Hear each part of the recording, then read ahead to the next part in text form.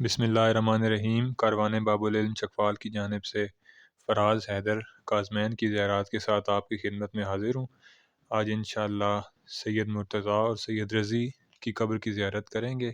میں اس وقت موجود ہوں امام موسیٰ کاظم علیہ السلام اور امام محمد تقی علیہ السلام کے حرم کاظمین کے باب المراد کے باہر، اور یہاں سے میں سید مرتضیٰ اور سید رضی کی قبر کی طرف جا رہا ہوں۔ یہ سامنے دروازہ ہے باب المراد کا، اور یہاں سے بائیں سائیڈ پہ آپ دیکھ سکتے ہیں ایک گلی جائے گی۔ یہ سامنے یہ گلی ہے، اس گلی سے ہو کے بالکل سیدھا اس بازار کو کراس کریں گے، اور ساتھ ہی سب سے پہلے جو قبر آتی ہے سید رضی کی ہے، اور اس کے بعد ساتھ ایک گلی کے اندر سید مرتضیٰ کی قبر ہے۔ تو پہلے ہم سید رضی کی قبر پر جا رہے ہیں۔ سید رضی اور سید مرتضیٰ یہ دونوں بھائی تھے۔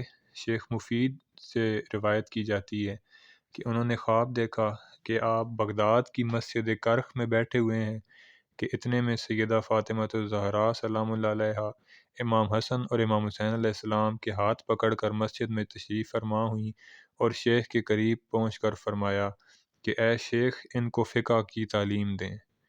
شیخ خواب سے جاگ اٹھے اور سوچنے لگے کہ یہ کیسا خواب تھا کہ جو میں نے دیکھا، میں کون ہوتا ہوں کہ امام حسن علیہ السلام اور امام حسین علیہ السلام کو تعلیم دوں۔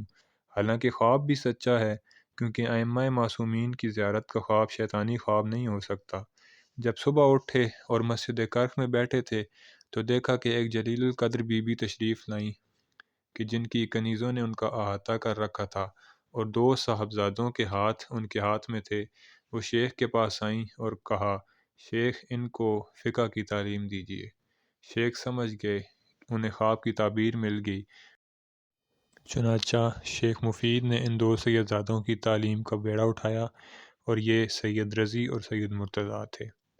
یہ بالکل سامنے سید رضی کی قبر مبارک ہے۔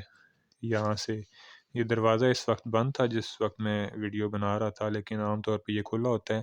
تو یہ سامنے دروازے سے آپ اندر جاتے ہیں، اور ساتھ ہی دائیں جانب سید رضی کی قبر مبارک ہے۔ سید رضی کی مرکز کے بالکل ساتھ دائیں سائیڈ پر یہ گلی اندر جاتی ہے۔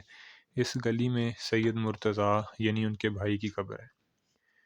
سید رضی کے بارے میں مزید بتاتا چلوں کہ آپ شریف رضی کے نام سے مشہور تھے، اور نہج البلاغہ جو مولا علی علیہ السلام کے خطبات کی کتاب ہے، اس کو انہوں نے ہی تحریر کیا۔ نہج البلاغہ کو سید رضی نے سن 400 ہجری میں مکمل کیا۔ وہ اسے اپنے لیے قابل فخر سمجھتے تھے۔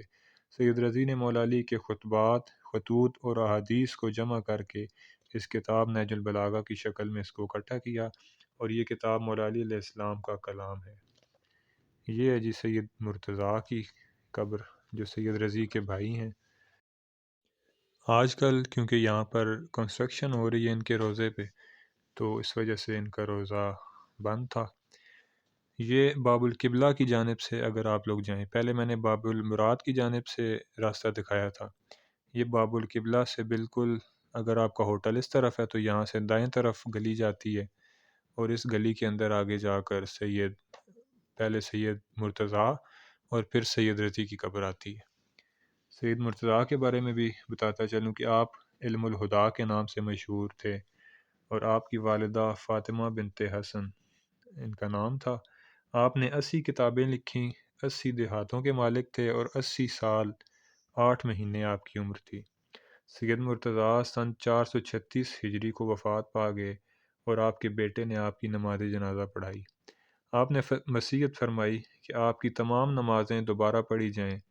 یہ سن کر لوگوں کو بہت تعجب ہوا، اور اس کا سبب پوچھا تو آپ نے فرمایا، بے شک میں نماز کا عاشق ہوں، اور مجھے نماز پڑھنا پسند ہے، لیکن یہ خیال بھی آتا ہے کہ کہیں کوئی نماز میں نے صرف اپنے سکون کے لیے نہ پڑھی ہو کہ جس میں محبت معبود کم ہو، لہٰذا میں تمام نمازیں دوبارہ پڑھانا چاہتا ہوں۔ روایت ہے کہ کسی مسئلے میں شیخ مفید اور شیخ مرتضیٰ کے درمیان اختلاف واقع ہوا۔ دونوں نے مسئلہ لے کر امیر المومنین کی بارگاہ میں ارسال کیا۔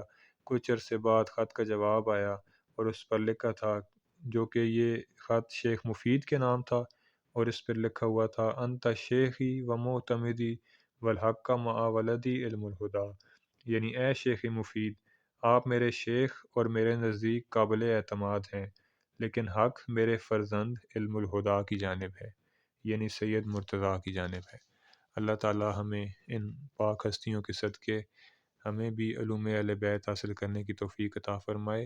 والسلام علیکم ورحمۃ اللہ وبرکاتہ۔